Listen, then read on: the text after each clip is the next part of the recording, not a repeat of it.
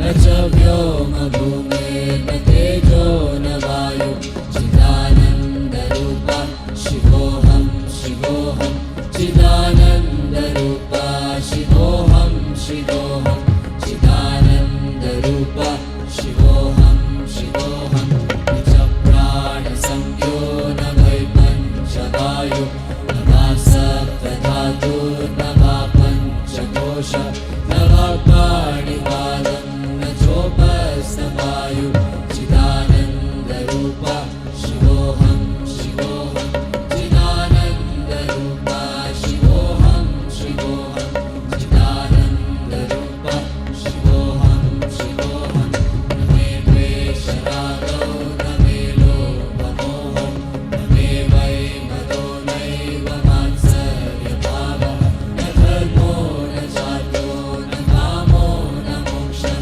चिदानन्दरूपा शिवोऽहं शिवोऽहं चिदानन्दरूपा शिवोऽहं शिवोऽहं चिदानन्दरूपा शिवोऽहं शिवोऽहं न पुण्यं न पापं न सौख्यं न दुःखं न मन्त्रो न तीर्थं न वेदा न यज्ञः अहं भोजनं नैव भोज्यं न भोक्ता चिदानन्दरूपा शिवोऽहं शिवोऽहं चिदानन्दरूपा शिवोऽहं शिवोऽहं चिदानन्दरूपा शिवोऽहं शिवोऽहं न मे मृत्युशङ्का न मे जातिभेदः पिता नैव मे नैव माता न जन्म न बन्धुर्न मित्रं गुरुर्नैव शिष्यः चिदानन्दरूपा शिवोऽहं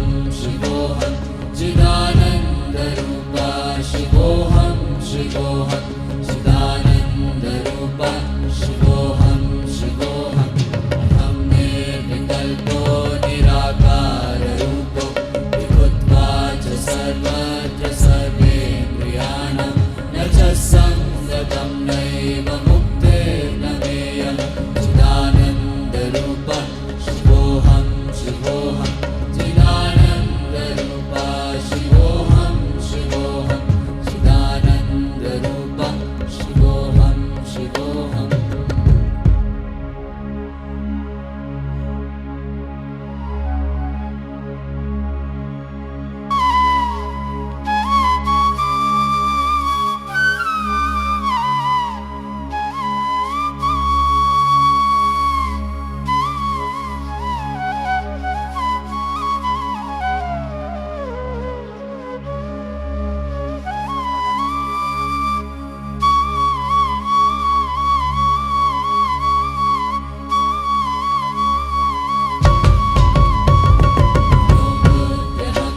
चित्तानि नाहं न च श्रोत्रजिह्वे न च घ्राणनेत्रे न च व्योमभूमिर्न तेजो न वायु चिदानन्दरूपा शिवोऽहं शिवोऽहं चिदानन्दरूपा शिवोऽहं शिवोऽहं चिदानन्दरूपा शिवोऽहं शिवोऽहं न च प्राणसंज्ञो न वै पञ्चवायु न वा सप्तधातुर्न वा पञ्चकोश न वा पाणिपादं न चोपस्थवायु चिदानन्दरूपा शिवोऽहं शिवोऽहं चिदानन्दरूपा शिवोऽहं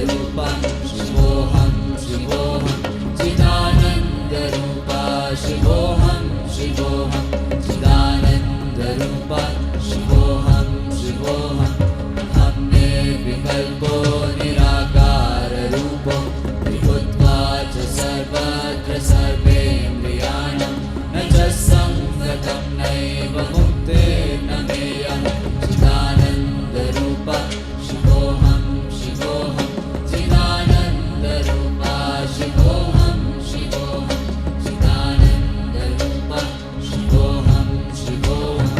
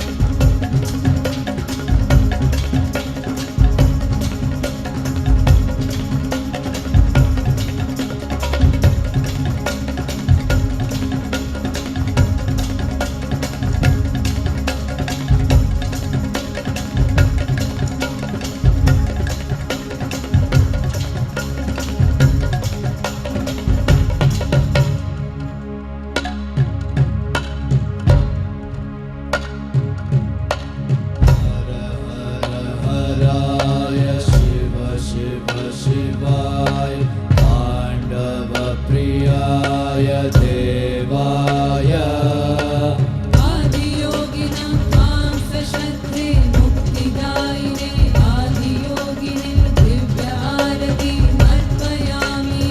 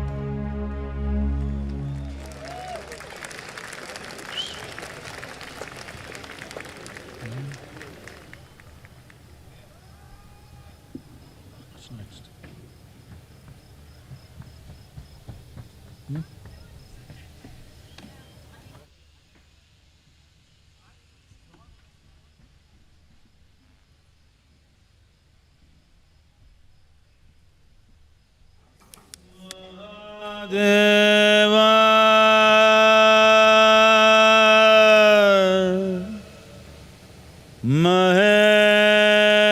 Maheshwara Bhairava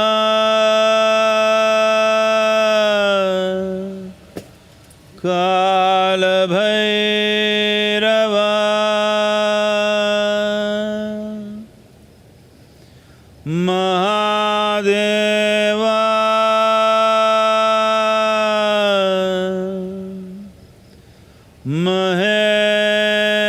Maheshwara Bhairava Yogeshwara Mahadeva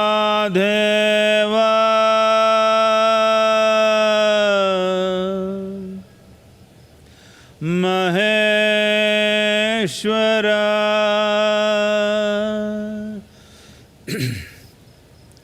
Bhairava Mahashivratri.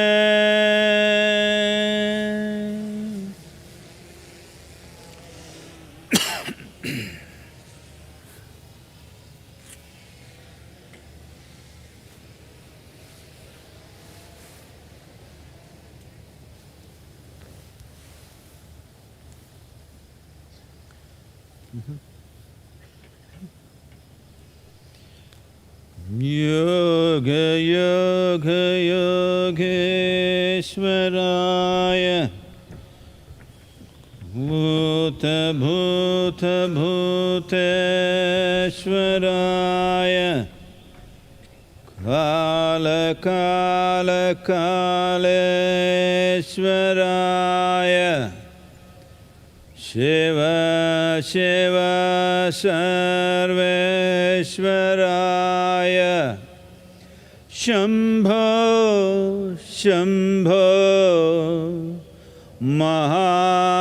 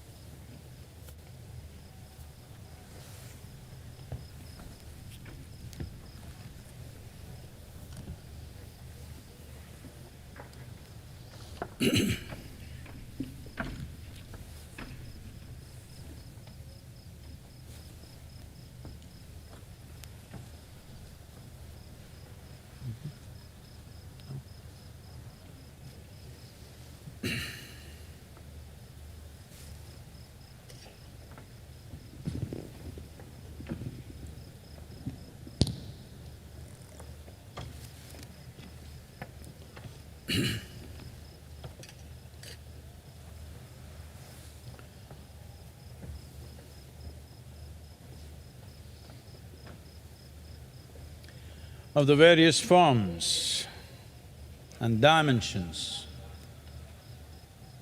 that Adiyogi Shiva represents, one significant form which is of enormous relevance is that of Kala Bhairava. The word Kala means time and it also means space. We have the same word to refer to both time and space. This is very unique, significant and profound. Because only because there is time, space is possible. That's how we look at it experientially. Only because there is time, there is point A and point B possible. So the same word describes both time and space. When your time is up, you vacate the space. When our time is up, we have to vacate the space. Time is the platform upon which the exuberance of life plays. So when we say Kala Bhairava, we are talking about a dimension which destroys the time. Once the platform is gone, no more dance possible. All dancing and prancing is only upon the platform of time. Kala Bhairava removes that platform. What does this mean? Right now, our sense of time is only because of the cyclical movements in the existence. Planet spins once, we call it a day. Moon goes around the planet, we call it a month. Planet goes around the sun, we call it a year. So our sense of time is always because of the cyclical movements. Even our clocks and watches are in cyclical movement. But this is not just these things. From the atomic to the cosmic, everything that's physical, everything that's physical is always in cyclical movement. So when we say cyclical movements, what we are saying is, it goes in circles. If I say, you're going in circles, you know, it means or it implies you're not getting anywhere. So everything that's physical is naturally going in cycles. All dimensions of physical, from the atomic to the cosmic, is in cyclical process. They've been smoking me a bit.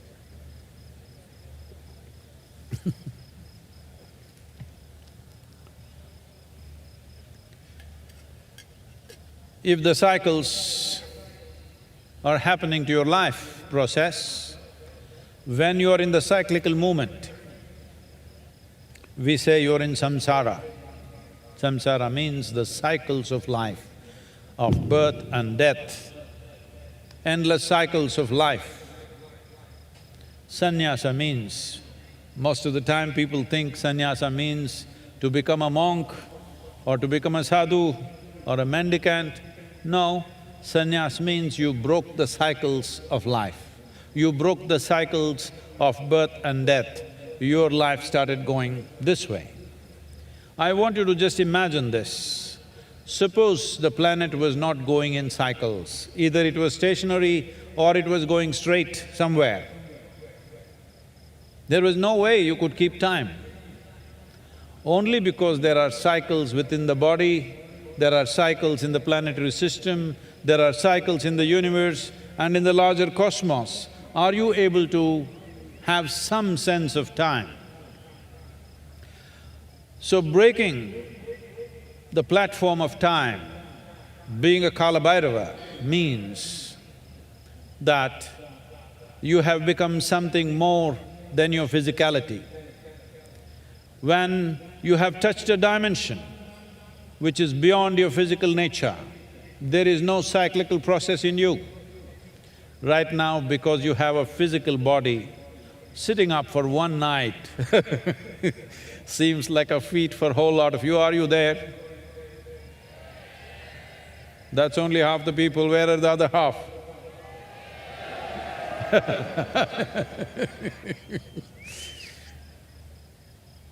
Suppose you did not have a body. If I made you sit here for 1,000 nights, what is the problem? It is only because of physical nature, time is important.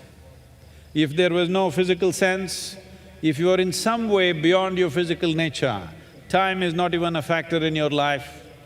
In many ways, yoga means this. A yogi is one who is asleep in his wakefulness. When he's awake, he's asleep. Because of this, generally crosses the boundaries of time and the impact of time upon himself or herself. So the essence of yoga is to somehow transcend physical nature, touch dimensions which are not physical in nature. Once you touch a dimension that is not physical in nature, in many ways you yourself are a Kala Bhairava because you have broken the platform of time. You are able to exist without time. You have noticed this, that in your own lives, on some day, if you became extremely joyful or blissed out, when you had not too much sense of body, not that you had no sense of body, but body was not very dominant in your life on that particular day. On that day, 24 hours simply passes like that. The need for food and sleep comes down dramatically simply because you were not so much of a body on a given day. So if you are able to sit here, that your experience of life is beyond the limitations of physical body, you have broken the platform of time, and everything that you know as physical, everything that you know as creation is happening upon the platform of time. So, to become free from time means to become a Kala Bhairava, a destroyer of time. Destroying time does not mean wasting time.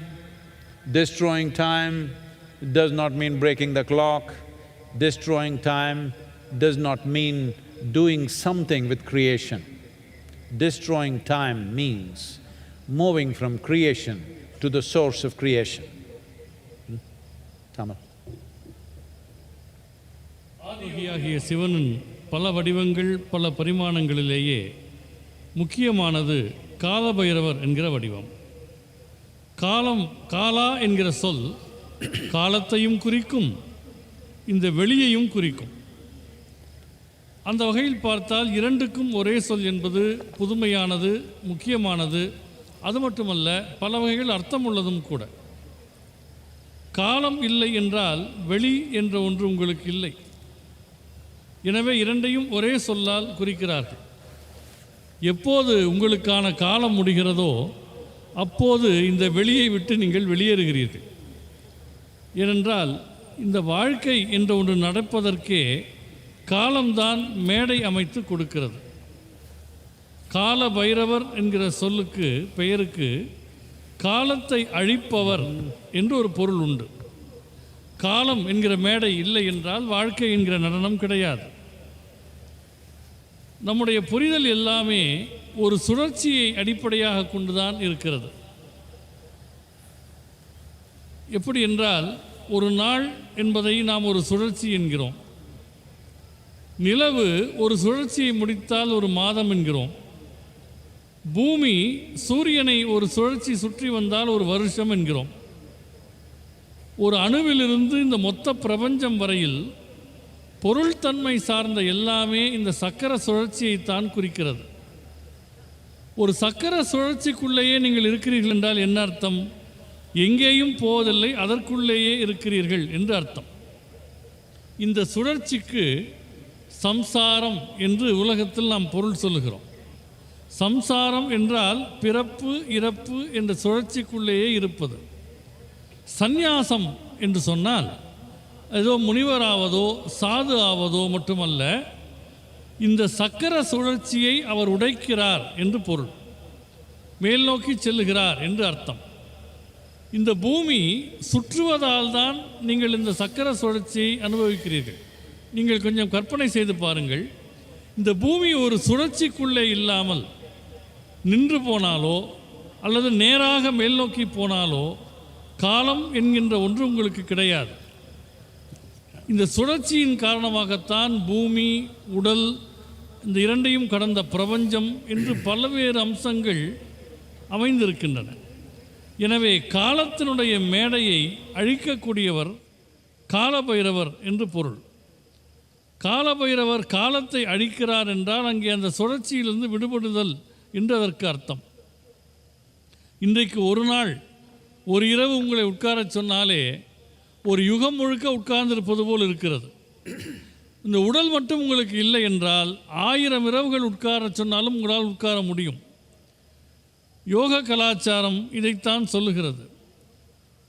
ஒரு காலத்தினுடைய தாக்கத்தை கடப்பவர்தான் ஒரு யோகி. பொருள்தன்மை கடந்த ஒரு பரிணாமத்தை தொடுபவர் காலபைரவர் என்று அழைக்கப்படுகிறார். உங்கள் வாழ்க்கையிலேயே பாருங்கள், என்றைக்காவது ஒரு நாள் ரொம்ப ஆனந்தமாக ரொம்ப பரவசமாக உணர்ந்தால் அந்த உடலினுடைய ஆதிக்கம் அன்றைக்கு பெரிதாக இல்லை என்று வைத்துக்கொள்ளுங்கள். அந்த நாள் 24 மணி நேரம் போவதே தெரியாது. சாப்பாடு, தூக்கம் எதுவுமே ஒரு பொருட்டாக இருக்காது. ஏனென்றால் உடலினுடைய சார்பு உங்களுக்கு இல்லை. எனவே இந்த உடல் என்கிற சக்கர சுழற்சியினுடைய பொருள்தன்மையை கடக்கிற போது நீங்களே காலபைரவராக ஆகிறீர்கள் என்பதைத்தான் காலபைரவர் என்கிற சொல் குறிக்கிறது.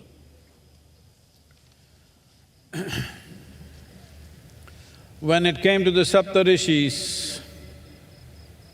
Adiyogi spoke about an elaborate science and a distance to walk, an enormous sadhana. But when it came to Devi Parvati, he said, enlightenment is here, there is nowhere to go. Saptarishis, he told them it's very far away, high up there, they need to make the walk, they need to make the distance. For the Devi, he said, it's right here, you don't bother about it, just become a part of me. When the Ganas, who are in many ways an extension of himself, when they asked him, what about our enlightenment? He said, there is no such thing. There is no enlightenment, just drink of me. So the devotees of Shiva have grown in many different ways, many dimensions. Some saw him as their husband, some as their lover, some as their god, some as their teacher, many ways. And they express their devotion in 1,000 different ways in this country. So here, we have this girl from Karnataka, Ananya Bhatt. She stole my heart with this one song. So, this is about a rural woman expressing her love for Shiva in her own way, in her own simple way, what she wants to do to him and how she feels about it. Here you have Ananya Bhatt singing for you her now very famous song all over the world, and So Jugada.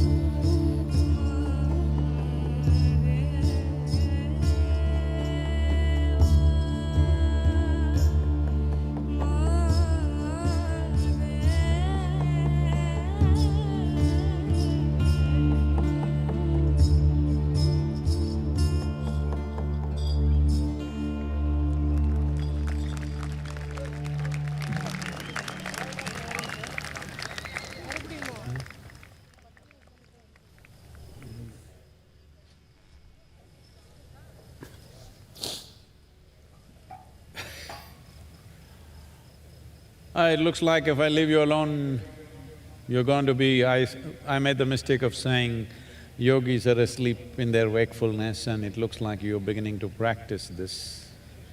Hello? Let me come there and speak to you, huh?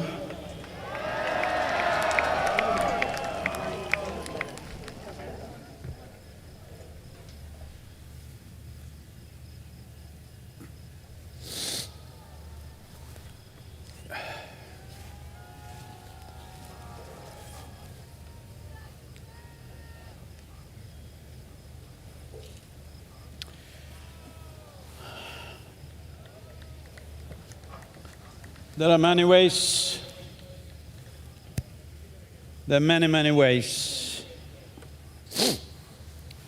in which a human being can attain to the highest possibility or to touch a dimension that we can refer to as the ultimate nature possible within this human form. Of all these things, the simplest, the most powerful, and what is most available to most human beings because of the nature of who they are and how they exist is devotion.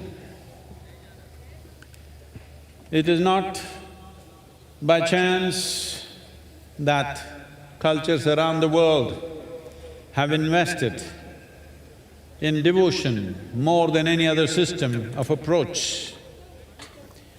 Well, when you begin to think, I'm saying when you begin to think, when you begin to think you're a little intellectual, devotion looks like a stupid thing. People who get invested in their thought process always think devotees are idiots. But devotees have the best time because they have the sweetest experience of life. Thinking people can think themselves to death, devotees may not have a thought process within them that is considered complex. Because to become intellectual or to qualify among people to be considered intellectual, you must be able to complicate every simple thing in your life. Yes. When you know how to complicate every simple aspect of your life, you are an intellectual. My idea of human intelligence is, it must be a solution. You must be able to simplify the most complex dimensions of life.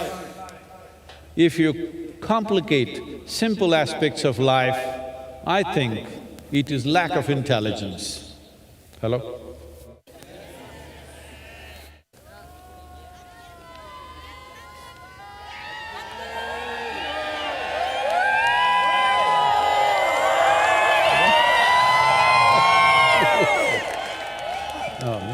Now you're sounding like a Mahashivratri crowd. I was beginning to think you're becoming intellectual. We need to understand this. What we call as intellect is only functioning from the limited data that we have gathered through our five senses. One aspect of this information or data is complete. How far can I go? It's okay?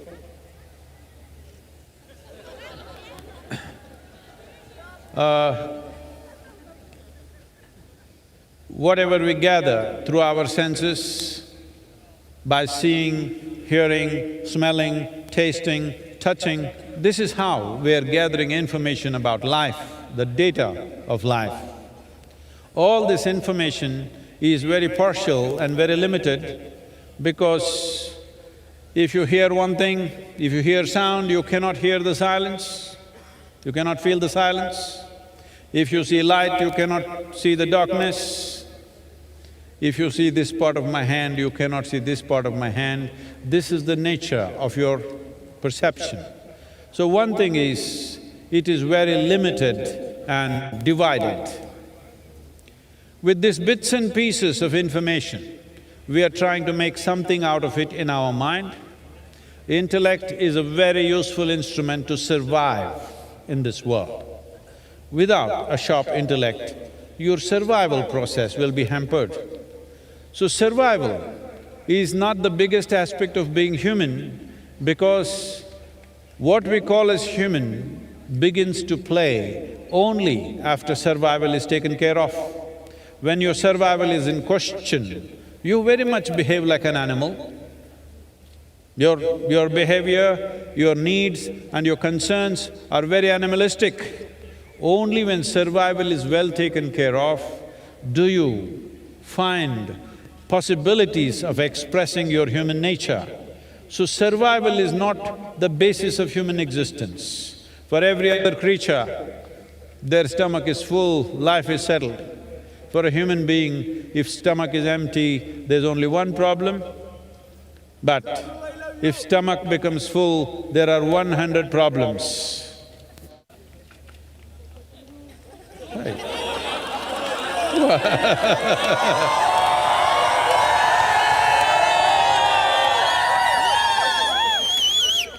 No, they're just trying to prove to me they're awake, it's okay.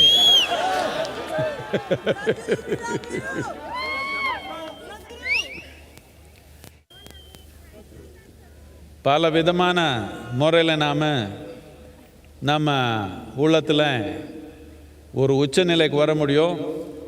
இதில் எல்லாத்துக்கும் முக்கியமானது பக்தி.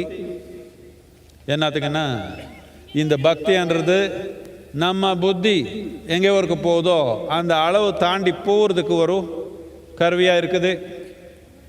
ஆனால் கொஞ்சம் யார் புத்திசாலியை நினச்சிக்கிறாங்களோ, புத்திசாலி இல்லை அவர், புத்திசாலியை நினச்சிக்கிறாங்க.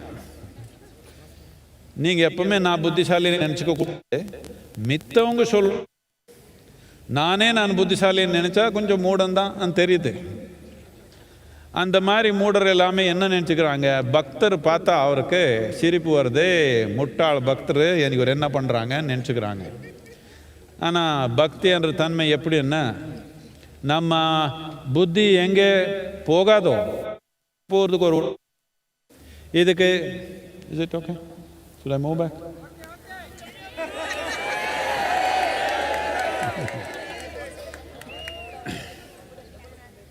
எனக்கு ஒரு எல்லை போட்டிருக்காங்க, இதை தாண்ட முடியாது. நான்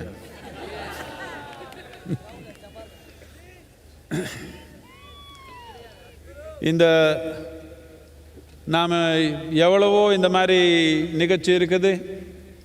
எது சாமானிய மனிதனு எந்த ஒரு நிலைக்கு போக முடியாதோ, எந்த அளவு தாண்ட முடியாதோ, அந்த அளவு தாண்டி அசாமான்யமான நிலைக்கு போகிற ஒரு நிகழ்ச்சி பக்தர் திருப்பி காட்டிருக்காங்க. இது வெறும் வாழ்க்கை முறையில் மட்டும் இல்லை, விஞ்ஞானத்தில், கணிதத்தில் எல்லாமே வெளியப்படுத்தியிருக்காங்க. நம்ம நாட்டில் ஒரு காலத்தில் நீங்கள் தமிழ்நாட்டில் கேள்விப்பட்டிருக்கீங்க, சித்தர்கள் இருக்கிறாங்க.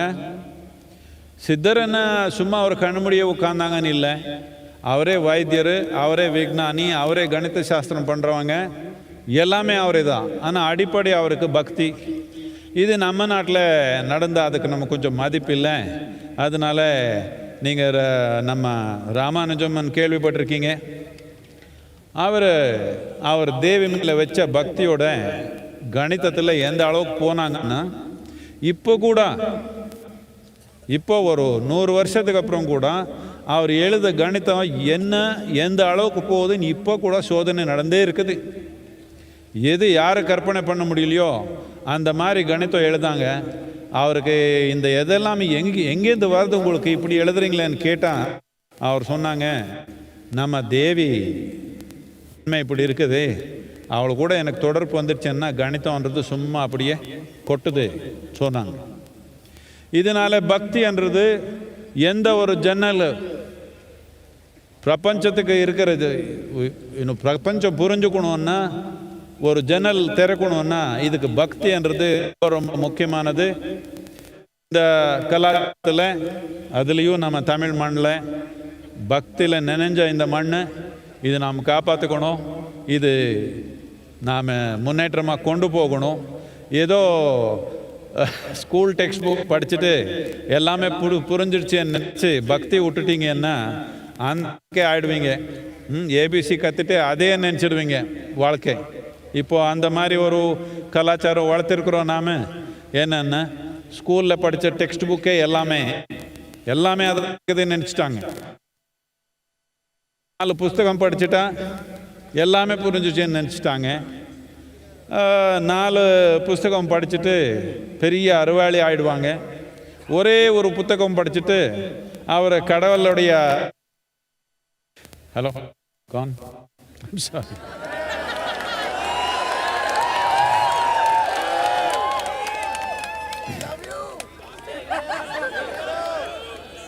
So, this devotion has found expression in many different ways, and it has allowed human being to touch dimensions which would not be possible with human intellect. We must understand this. Human intellect can only go as far as the data that we have already gathered. That means we are running on a treadmill, not getting anywhere, just doing circus your mind and really believing that you are getting somewhere. What devotion means is that you dissolve the nature of your limited existence so that something beyond who you are can become a living reality in your life. There are many ways, there are fantastic examples in this culture how with devotion people cross limitations. I was just talking to them in Tamil because in Tamil Nadu, some of the greatest mathematicians were born and they were all devotees.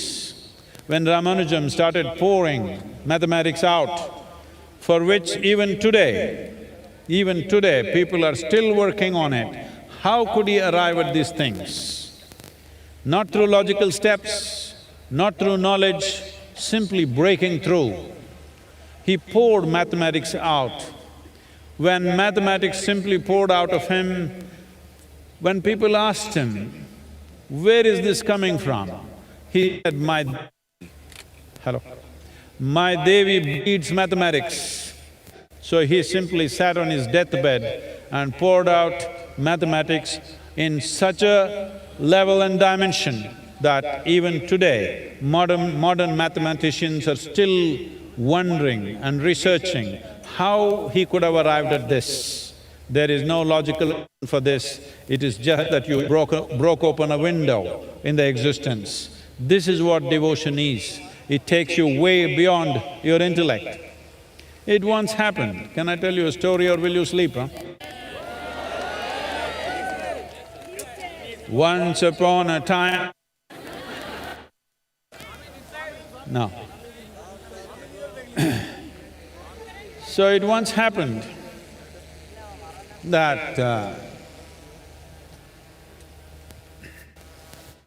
Shiva… Hey! Shankara, not Shankaran Pillai, Shiva They're trying to tell the story ahead of me, what do I do with that? So, Shiva was sitting and he found a big intellectual came, very intellectual, like you, big intellectual you are. So he said, what is your devotees doing? They're not doing any useful work. All the time, Shiva, Shambho, what is this nonsense? They're not doing any work. Well, people who have donkey's brain in their head, they think hard work is the way to do life. Hard work is not the way to do life. Nobody, unfortunately, because too many donkeys in the society, in human societies I mean, because of them, they're always talking about hard work. told you it should be an expression of your love. Nobody told you you must work in joy. No, you must do hard work. Hard work for donkeys. You will feel something is hard only when you're doing something that you don't care to do. You are doing it because just to earn a living. So, everything will be hard. When you're doing something that you don't like, every moment of your life will be hard, and that's the only way it can be. I'm saying donkey not because donkey is a bad animal, it's a wonderful animal, but unfortunately it's enslaved to do things that it doesn't like. By human beings. Human beings are making donkeys do things that it doesn't like to do. He likes to eat, he likes to walk around, and he likes to sing sometimes. But nobody allows him to do those things, everybody is trying to make him do something that they want him to do. So, a whole lot of human beings have put themselves into this place. A devotee means everything that you do is a phenomenal joy to you because it's an outpouring of your devotion. So an intellectual came to Adiyogi. He was sitting there and a few people were, Shiva Shambho people were screaming. So, Mahashivratri crowd, I'm saying. So the intellectual was irritated by this. And he told Shiva, what are these people all the time, Shiva, Shambho, nonsense, can't you put them to some useful work? At least break some rocks, do something, dig a hole in the earth. So Shiva said, don't worry about that. And he showed him a worm, a caterpillar was going like this. And he said, you look at that caterpillar and say, Shambho. He said, okay, what about it? And he looked at the caterpillar and said, Shambho. It just fell dead. So he was disturbed. Oh my God, it died. Just one Shambho and it died. Shiva said, don't worry about that. How can I not worry about it? I said something and it died. Then a butterfly was floating around. Shiva said, look at that butterfly and say Shambho. He said, no, no, what will happen? I said, you say it. He said, Shambho, it fell dead. He said, what is happening here? Every time I utter this word, everything dies. He said, you don't worry. Then he saw a young deer romping around. He said, look at that one and say Shambho. He said, no, no, no, I'm not going to do this. He said, do it. So he said, Shambho, boom, it died. Then a lady came with a young infant for a blessing, and with a young infant, she came. Shiva looked at this man and said, look at that child and say Shambho. He said, no, no, no, I'm not going to do this. He said, do it, it's okay. He said, no, no, no, I've seen enough death happening because of this one word, I'm not going to do it. See, you said Shambho to a caterpillar, it became a butterfly. You said Shambho to a butterfly, it became a deer. You said Shambho to a deer, it became a human being. Say Shambho to this one, it'll become divine. Shambho, Shambho, Shambho, Shambho, Shambho, Shambho. We will do a Shambho meditation, let the translation happen. We will sit down and do Shambho meditation. Everybody settle down in your chairs. Settle down does not mean sleep. நம்முடைய கலாச்சாரத்தில் பக்தி என்பது எல்லைகளை கரைத்து கொண்டு போவதாக அமையக்கூடியது. ஒரு முறை ஆதியோகியை சந்திப்பதற்கு ஒரு அறிஞர் வந்தார். அவர் பக்தர்களை அங்கே நிறைய பார்த்தார். அந்த பக்தர்களை எல்லாம் பார்த்துவிட்டு அவர்கள் சம்போ சிவா என்று உச்சாரணம் செய்வதை பார்த்து அவருக்கு கொஞ்சம் எரிச்சல் வந்தது. ஏனென்றால் மனிதர்களுக்கு இந்த கழுதை மூளை இருந்தால் கடும் உழைப்பு வேண்டும் என்று சொல்லுவார்கள். கடும் உழைப்பு என்பது எப்போது வரும் என்றால் நீங்கள் செய்கிற வேலை உங்களுக்கு பிடிக்காத போது வரும். எனவே அவர்கள் கடும் உழைப்பை வலியுறுத்துவார்கள். கடும் உழைப்பு கழுதைகளுக்கானது. கழுதை என்றால் மோசமான மிருகம் என்று பொருள் அல்ல. எப்போதும் அது செய்ய விரும்பாததை செய்யுமாறு மனிதர்கள் தூண்டுகிறார்கள். ஒரு கழுதைக்கு அங்கே எங்கே உலாத்த பிடிக்கும், சாப்பிட பிடிக்கும், சில நேரம் பாட்டு பாடக்கூட பிடிக்கும். ஆனால் இதை அவர்கள் என்ன செய்கிறார்கள் என்றால் கடுமையான வேலைகளை, அதுக்கு விரும்பாத வேலைகளை செய்ய சொல்கிறார்கள். எனவே இந்த மனிதர்களை நீங்கள் பயன்படுத்தக்கூடாதா? பூமியை துளை போடச் சொல்லுங்கள், ஏதாவது முக்கியமான வேலையை செய்ய சொல்லுங்களேன் என்று சொல்லுகிற போது அதை பற்றி நீ கவலைப்படாதீர்கள், நான் சொல்வதை செய்யுங்கள் என்று ஆதியோகி அந்த அறிஞரிடத்திலே சொன்னார். அந்த அறிஞரை பார்த்து, இங்கே ஒரு புழு போய்கொண்டிருக்கிறது பார்த்தாயா என்றார். ஆமாம் என்றார். அந்த புழுவை பார்த்து ஷம்போ என்று சொல் என்றார். இவர் ஷம்போ என்றார். அந்த புழு செத்து விழுந்தது. இந்த அறிவாளி அதிர்ச்சியானார். பக்கத்திலே ஒரு பட்டாம்பூச்சி பறந்து கொண்டிருந்தது. இந்த பட்டாம்பூச்சியை பார்த்து ஷம்போ என்று சொல் என்றார். இப்பொழுது இந்த அறிவாளி தயங்கினார். இல்லை, இதனால் ஏதாவது தீமை நேரும், பரவாயில்லை சொல் என்றபோது ஷம்போ என்றார். பட்டாம்பூச்சி செத்து விழுந்தது. கொஞ்ச நேரத்தில் ஒரு குட்டி மான் அந்த பகுதியிலே துள்ளி திரிந்து கொண்டிருந்தது. அந்த மானை பார்த்து ஷம்போ என்று சொல் என்று சொன்னபோது இவர் மறுத்தார். இந்த வார்த்தையை சொல்வதால் பல உயிர்கள் போவதை நான் கண்கூடாக பார்த்தேன், சொல்ல மாட்டேன் என்று சொன்னபோது வற்புறுத்தி சொல்ல வைத்தார்.